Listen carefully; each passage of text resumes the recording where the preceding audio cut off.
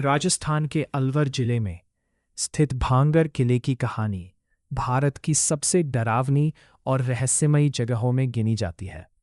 लोग कहते हैं कि यहाँ रात होते ही अजीब आवाजें सुनाई देती हैं और इसी कारण सूर्यास्त के बाद इस किले में जाना मना है।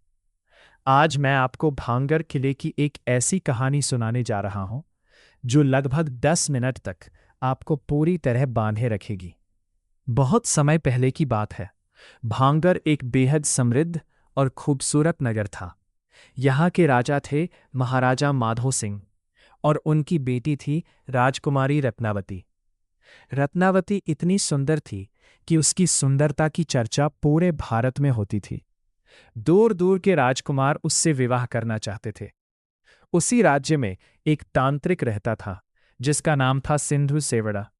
वो काले जादू में बहुत शक्तिशाली माना जाता था, लेकिन उसके मन में राजकुमारी रत्नावती के लिए प्रेम नहीं बल्कि एक जुनून था। वो किसी भी कीमत पर राजकुमारी को पाना चाहता था। एक दिन राजकुमारी अपनी सहेलियों के साथ बाजार गई। वहां वो इत्र खरीद रही थी। तांत्रिक सिंधु सेवड़ा दूर खड़ा सब देख रहा था। उसने मौका देखकर उस इत्र की बोतल पर काला जादू कर दिया।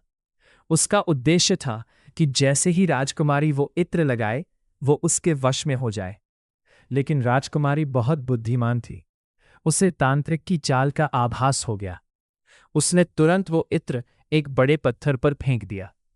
कहते हैं कि जादू से प्रभावित वो पत्थर खुद ब खुद तांत्रिक की ओर लुढ़कने लगा। सिंधु सेवड़ा भागने लगा, लेकिन पत्थर ने उसे कुचल दिया। मरते समय तांत्रिक ने भयानक श्राप दिया, ये पूरा नगर बर्बाद हो जाएगा। यहां रहने वाला कोई भी जीवित नहीं बचेगा।